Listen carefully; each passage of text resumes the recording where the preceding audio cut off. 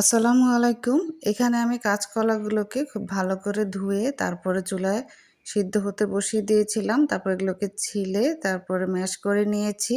এবার এর মধ্যে দিয়ে দিয়েছি পেঁয়াজ কুচি, কাঁচামরিচ কুচি,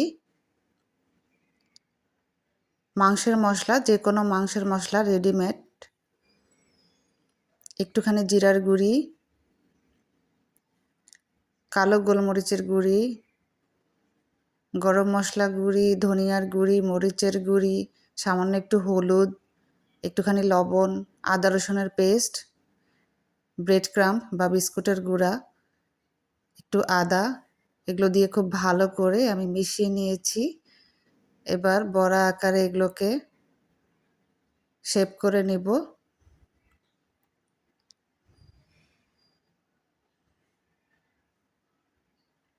সবগুলো বানানো হয়ে গেছে। এবার আমি ডুবো তেলে এগুলোকে ভেজে নেব, উল্টে পাল্টে লালচে বাদামি করে এগুলোকে ভেজে তুলব।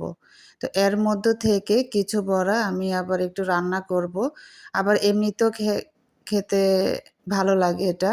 তো যাই হোক, রান্নার জন্য আমি চুলা আরেকটি কড়াইতে তেল বসিয়ে দিলাম। তেলটা গরম হলে এর মধ্যে পেঁয়াজ আর টমেটো পেস্ট দিয়ে দিলাম।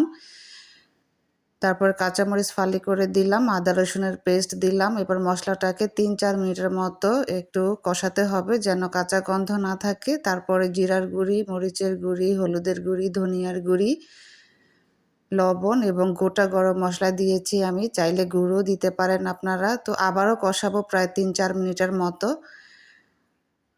তো এটা কষানো হয়ে গেছে, তেল উঠে গেছে ওপরের দিকে দেখতে পাচ্ছেন। এই পর্যায়ে আমি সে ভেজে রাখা বড়াগুলো দিয়ে দিব।